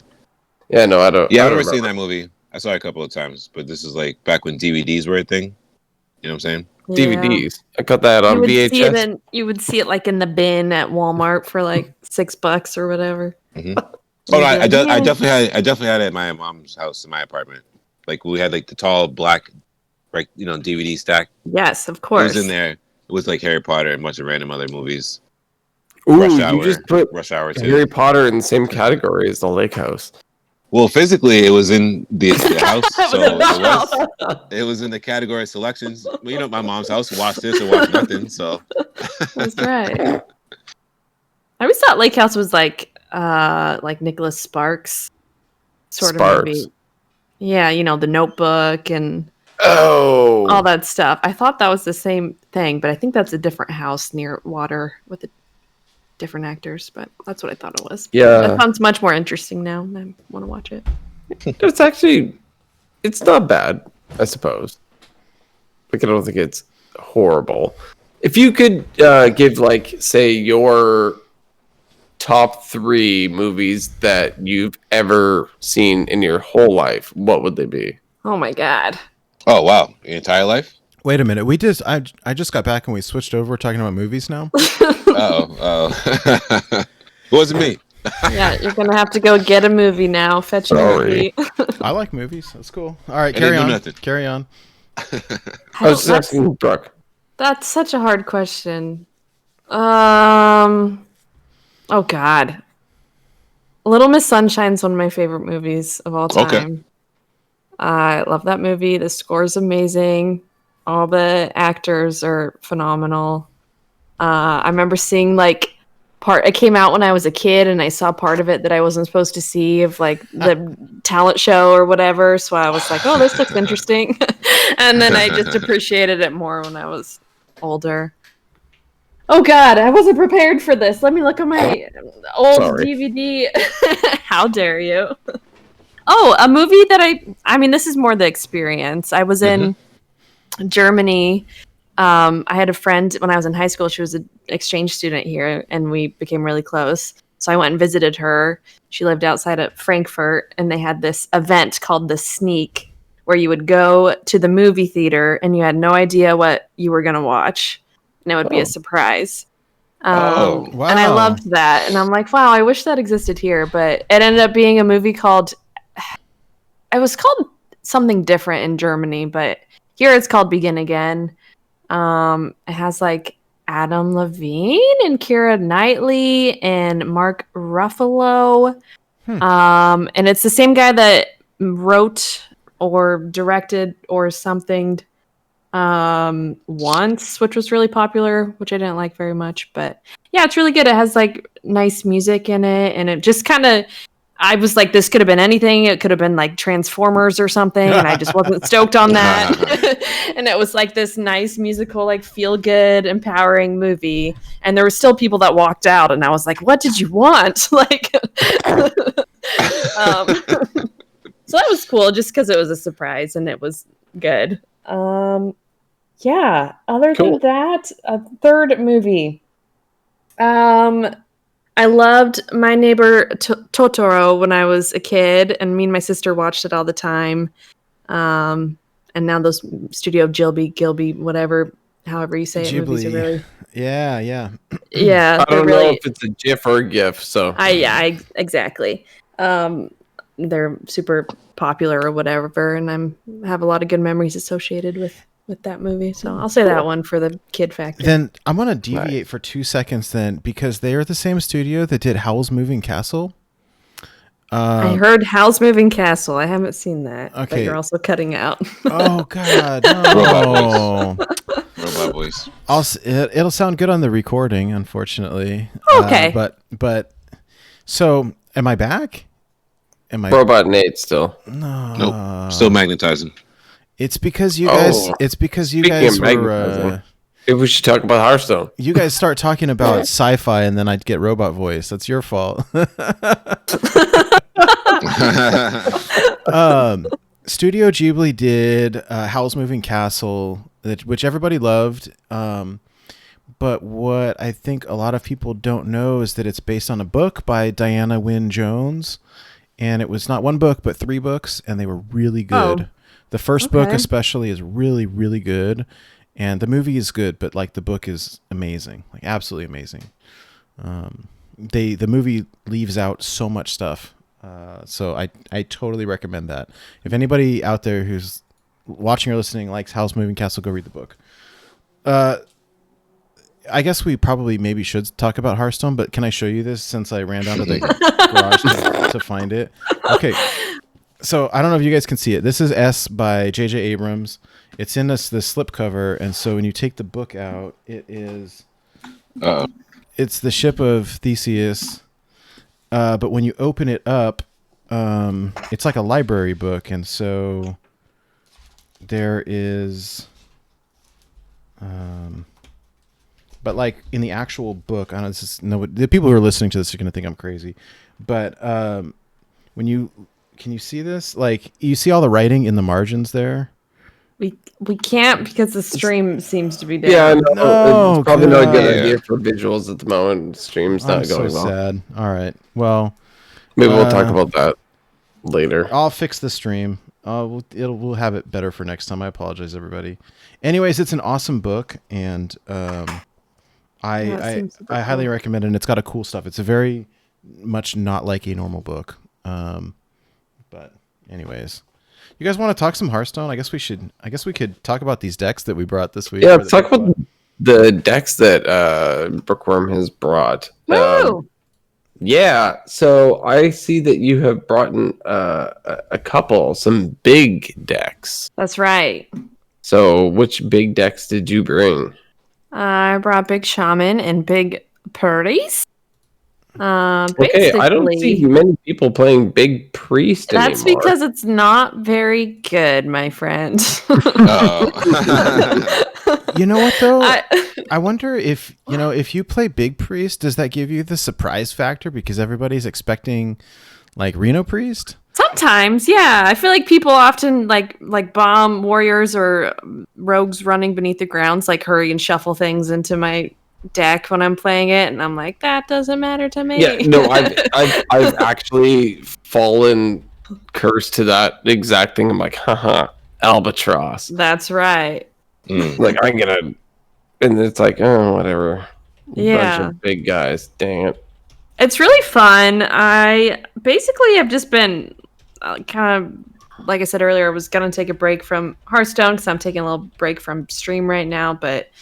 I come home from work and I just want to play Hearthstone. So I just looked for the decks that looked the most interesting to me in classes that I haven't particularly enjoyed a lot in the past, which Shaman and Priest are definitely 2 of those.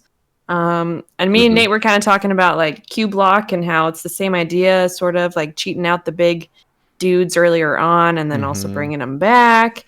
Yeah. And I love Q block. It's the first deck I ever played in Wild because it was one of my favorite decks of all time. So it's kind of the same idea. Shaman definitely feels stronger because you can like Lightning Bloom and cheat stuff out much earlier than Priest. I mean, Priest, you kind of just have to live until you can Shadow of Essence, I think is what that Devolve. Yes, and Oh, man. yes, and that's gross. So brutal. True that. That card is sick.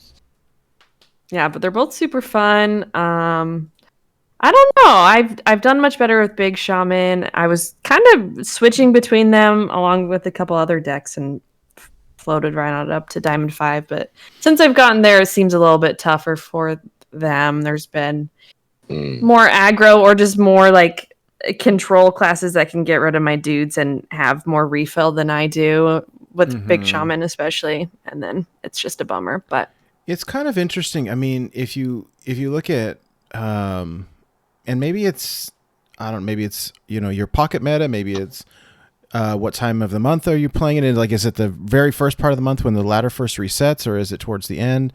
I remember last month at the end, Mike and I were playing, and it was like the last day of the month, and everyone was jamming aggro just to try to get those last couple wins. And so if you're seeing tons of that,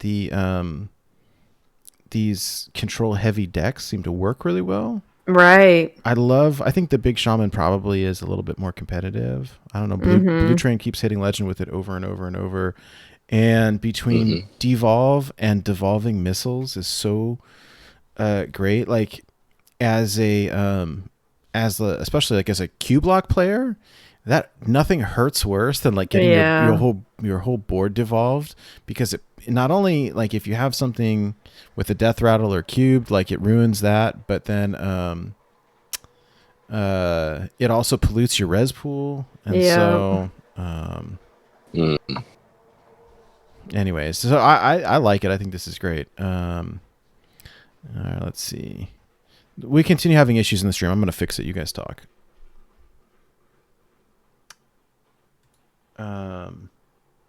So yeah, I don't know. Yeah, it's a good list. I don't know. I think these are solid. I mean, I don't know. I think that there's a lot to be said for Big Shaman in general about controlling the board early, dumping out these giant minions. I've had Colossus of the Moon has been a little bit hit and miss for me. Yeah, I'm with you there. I wasn't playing it for a long time because I'm like, if I'm against an aggro deck and I cheat out a minion, like that's not what I want when I'm at like 3 life. Like they will still just kill me. But it is good against slower decks to get just some more face damage in earlier on too. So I have mixed feelings about it, but it looks like the lists I was seeing were all running it. So I was like, oh, I'll try it. And I mean, that makes me feel good because I disenchanted a golden Colossus. So I and mean, it's so sticky. It's so sticky. If you get it out with Muck Morpher too, and then it comes back, and then it has Divine Shield, and that's the thing, right? You've got to kill it 4 times, and it's so annoying. And if you can get it out early, like there's something crazy when you are able to play, what is it, like turn 1, Lightning Bloom, coin Muck Morpher. It's so gross. And then they just can't answer it. So it's when it happens, it really happens. I love it. Yeah, and then there's times where I have Eureka and whatever the other one is that copies or summons a minion from each person's hand, and I have no minions. Yeah, and I have no minions in my hand, and they are at the bottom of my deck, and I'm so sad. Yeah. Oh, you too? That's how you think? I get a handful of spells, all these summoning spells with no minions. I know. Okay. That's the worst. So I feel like I'm no expert in these decks, but it does feel a little hit or miss sometimes, which is why I haven't played them very much. But when the things happen, it's so exciting, and usually if you're against an aggro deck, they just concede because they can't get through your big dude, and then you're done. So you can like have fast games without playing a aggro deck. It's the best of both worlds. Yeah, there you go. It's awesome. Okay. Yeah, I like it. Oh, I totally forgot. I got so used to doing the show on video that I forget that a good chunk of the folks are listening via audio. So probably let me read this list real quick. So Big Shaman, this version, it's got 2 copies of Lightning Bloom, 1 Devolving Missile, 2 Ancestral Spirits, 2 Devolves, 2 Farsights, 1 Healing Rain, 2 Serpent Shrine Portals, 2 Ancestors Call, 1 copy of the Fist of Ra-Den.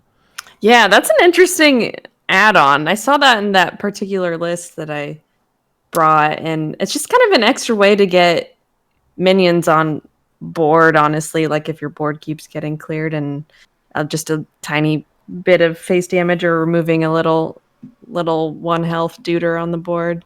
It's a fun. Yeah. I've just never played that card before, and I was like, this is fun. So that's why I like that list. That's cool. Let's see. 2 Torrents, 1 copy Vivid Spores, 2 Hagatha's Scheme, 2 Muckmorpher, 2 Eureka, 2 Walking Fountain, Colossus of the Moon, 2 Scrapyard Colossus, and Yas Siraj Rage Unbound. I think I've seen a handful of different versions of this list, and I think that between Colossus of the Moon and Walking Fountain are like MVP, especially against aggro.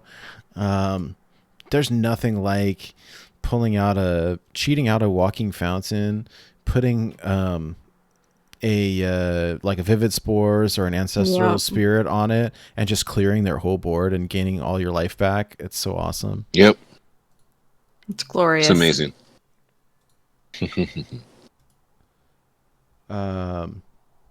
So super fun. What is the Fist? I used it early on and felt like it wasn't putting in enough work for me, and I pulled it out. What does the Fist of Ra-Den do? Is that the one that converts your things to like legendaries is it when you play a spell? It after you cast a spell, it summons a legendary minion of that cost. Ah, okay. Just like a RNG factor. I love me some randomness. Yeah. To an extent, yeah.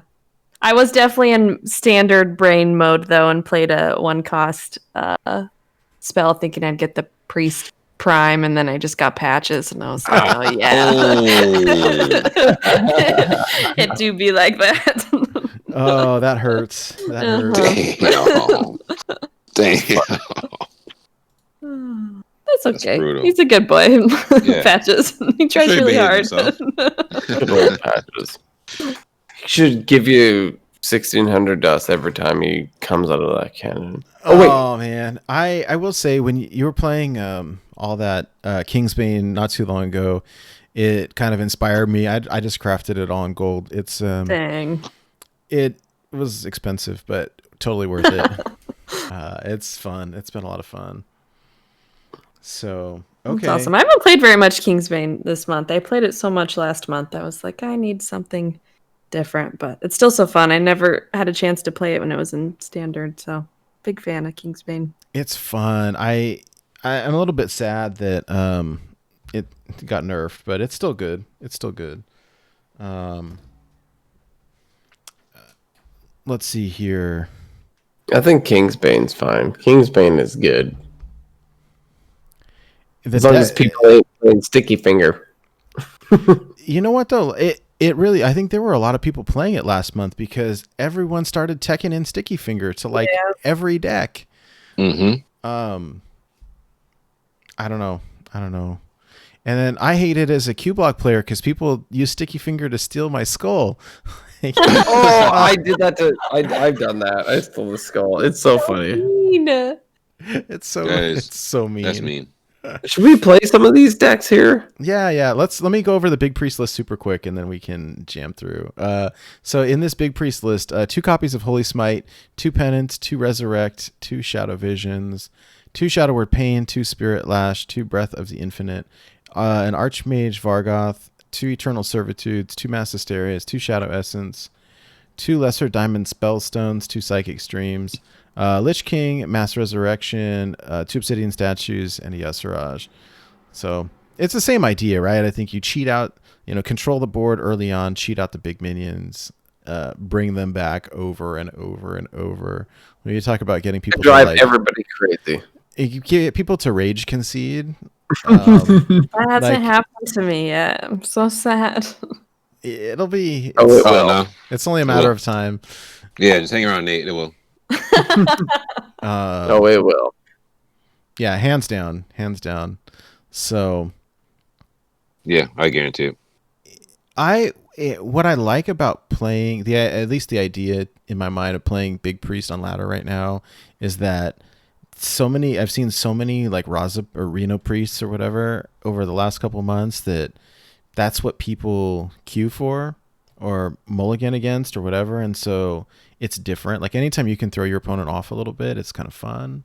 And so it's very true. I don't know. It's maybe one thing that does kind of suck about it is what Mike was saying about Big Shaman, which is devolve. Like that messes up your entire res pool, and then your plan's just kind of out the window. Whereas if you're playing Big Shaman, like at least you still have big dudes on board, and you hopefully that's enough. But kind of messes up your game plan is priest for sure. So there's a lot more downsides, but it's definitely a archetype of priest that I hadn't had a chance to explore, and it's fun.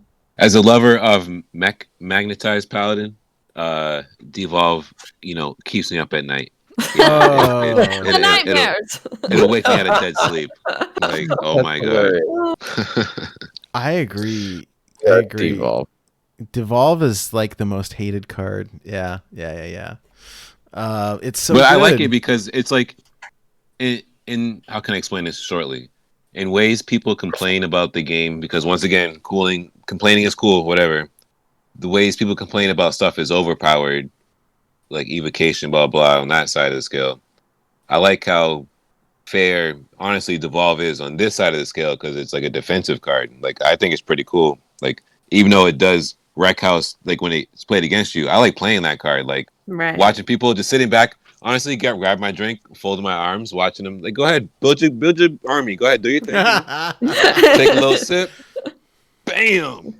All you got is little frogs and little Keith number, little 02 times, baby.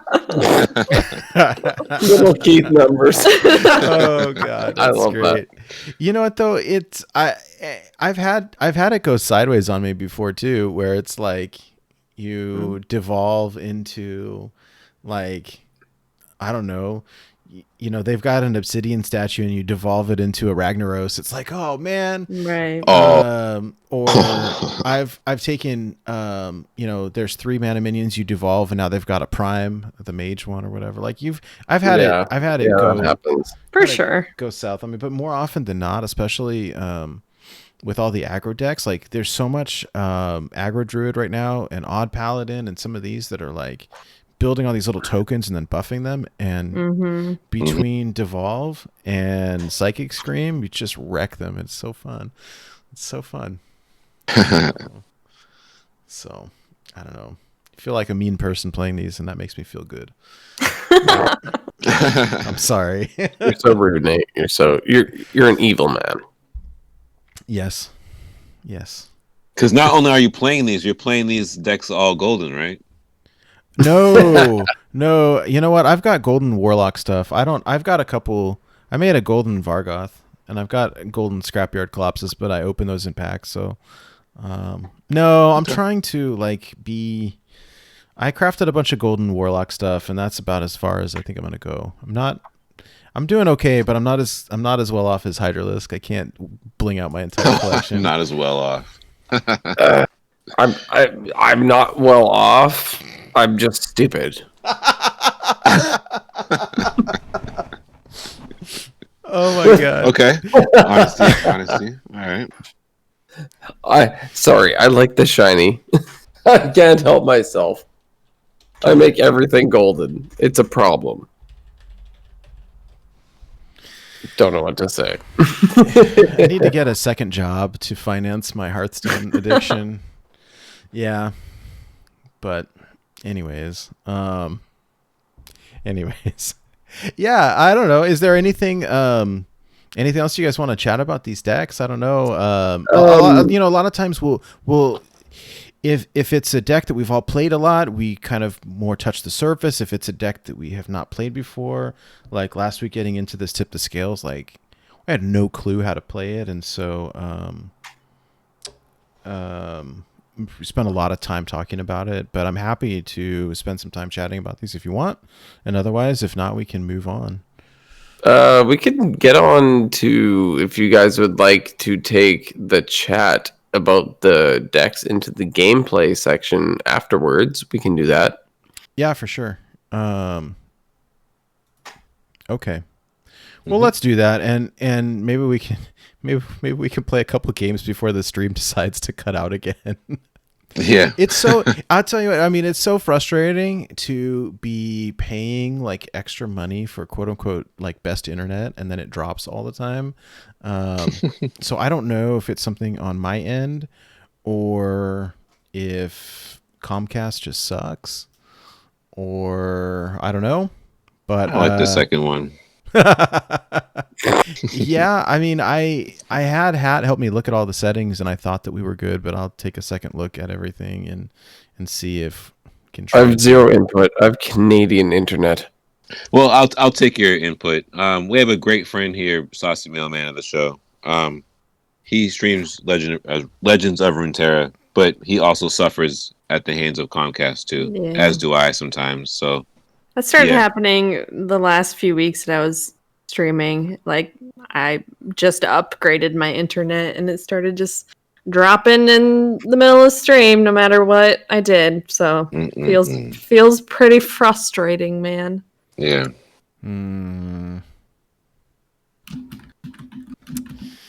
Yeah. Okay. Well, let's sort of transition out of the show and maybe into this co-op portion. So the folks who are listening, I know we've got some people watching the stream for the first time, which I really appreciate. I think it's very cool. The kind of format of the show here is that each week we will have a guest on and chat about sometimes Hearthstone, sometimes life, sometimes just stuff in general, whatever news is there. We talk about our decks of the week. And typically at the end of the show, like we will release the audio portion of this as a podcast, but then we will do a separate co-op like YouTube thing where whatever decks we've been talking about on the show, we'll play a couple games and talk to, especially when we're playing a deck that folks are not as familiar with, kind of playing through some games and talking through our decisions and stuff, just to spotlight the players, spotlight the decks. And so we'll be doing some of that tonight as well. Brooke, thank you so much for coming on. Love having you. For real. Really appreciate your time. You're a pleasure to hang out with and fun to talk to. So really, appreciate having you on. It's been great. Thank you very, very much. I also envy your mount that you have your microphone hanging from. It's very cheap on the interwebs. I want to get the same one. It's like $10. Nice. You can do it. Brooke, can you see this magician thing that I'm doing here where you can see my mic? And now you don't? Yeah, that's pretty cool. That's a neat trick. I can't do that with mine, so.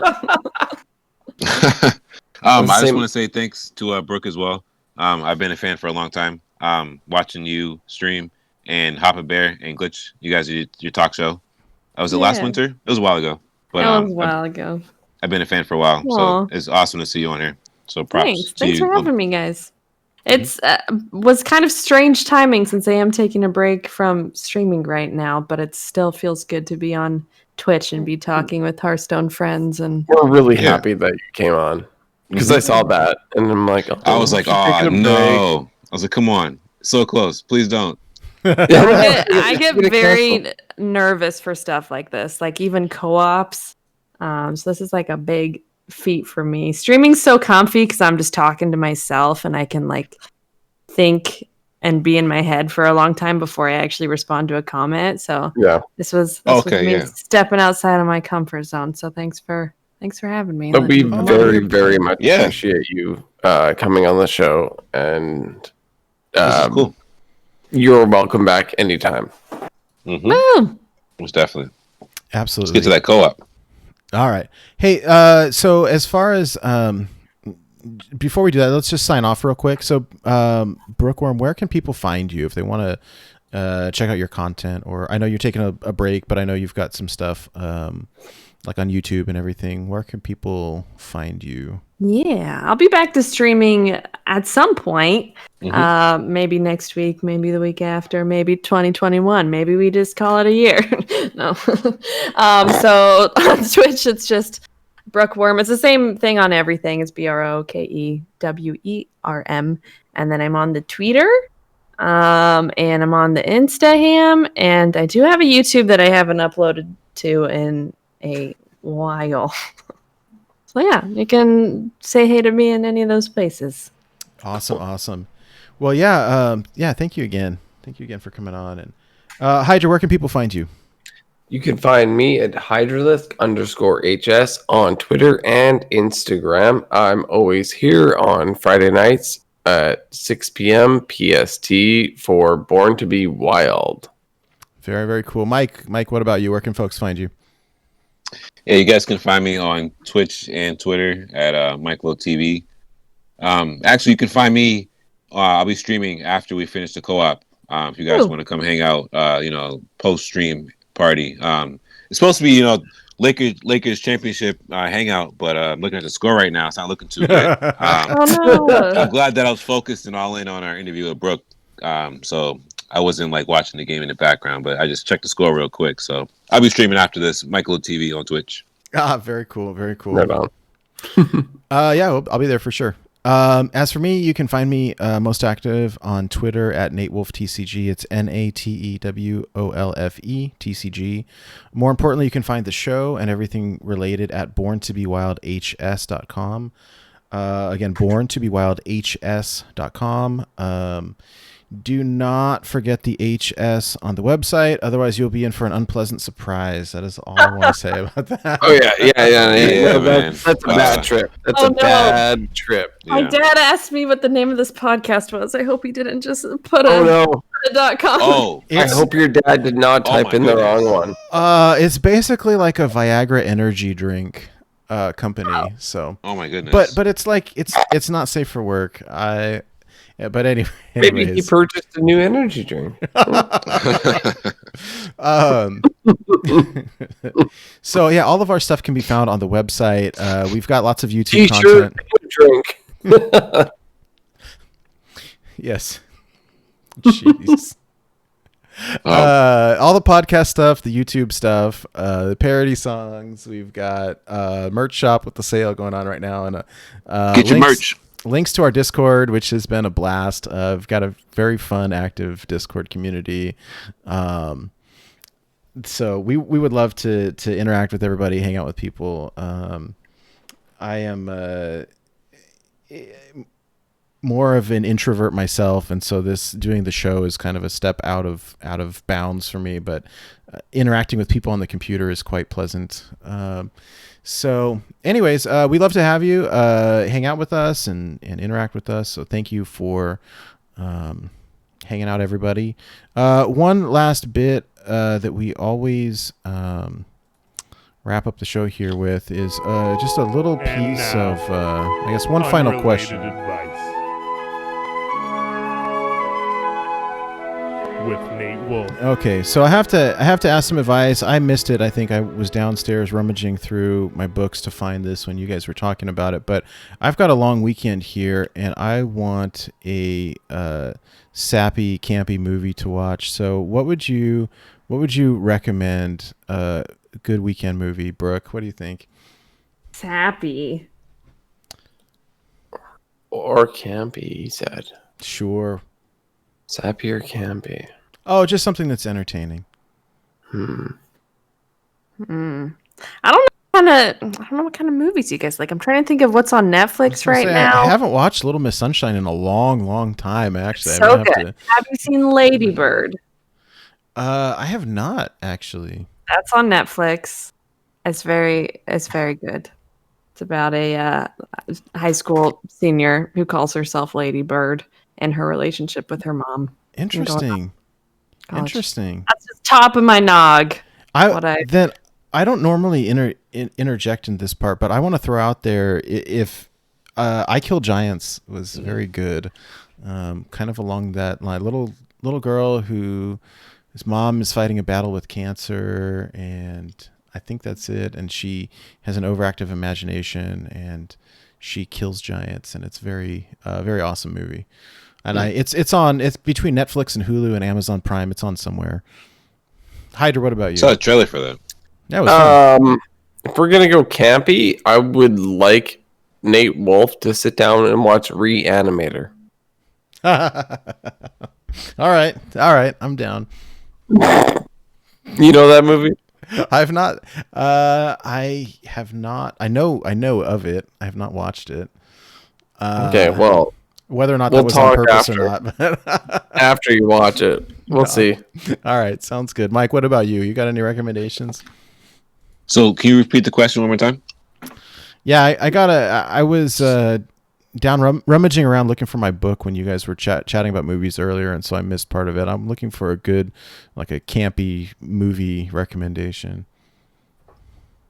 All right, so I grew up in a small town under a rock. Can you describe campy? I just Googled it too because it's Campy like is you could just like crappy old movie, basically, right? I thought Yeah. it was just like quirky. Yeah, Maybe quirky. Yeah. You can. I mean, you can sort of define it how you want, whether it's like a cheesy or sappy or like goofy. I don't know. I mean, there's a lot of Basically, it's like a synonyms. B movie. Is campy, Oh, right? Well, that's not Lady Bird. That's an A movie. I don't watch B movies. It's got to be a movie that is like you can't pick Beauty and the Beast. You got to pick like The animated Beauty and the Beast, I would call campy, though. I would call that a B movie.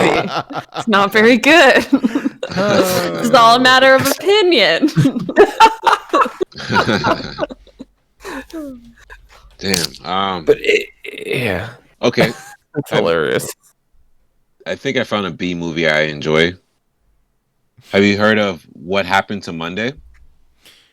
I have not actually. Oh, Okay. No, what All happened right. to Monday? All Is right. Monday a person? I I'm put the link in intrigued. chat. No. Very good. I liked it. What happened to Monday? Oh yeah. Oh.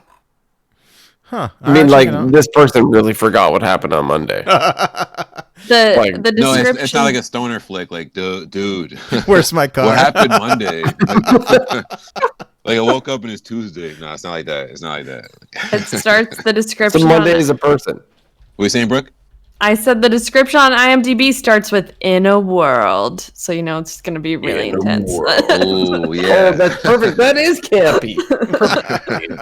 In a world where Monday is gone, where did Monday go? Monday's forgettable. We have lost Monday. What happened to Monday? We know everything about Sunday and Tuesday. I Wednesday can't is do a here. voice like that. Friday is here. What did happen to Monday?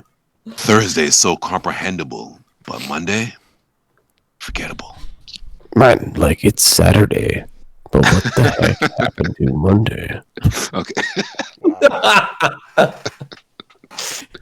Wiser in all words. seriousness, good movie. Wiser words never spoken. You heard that on Born to Be Wild.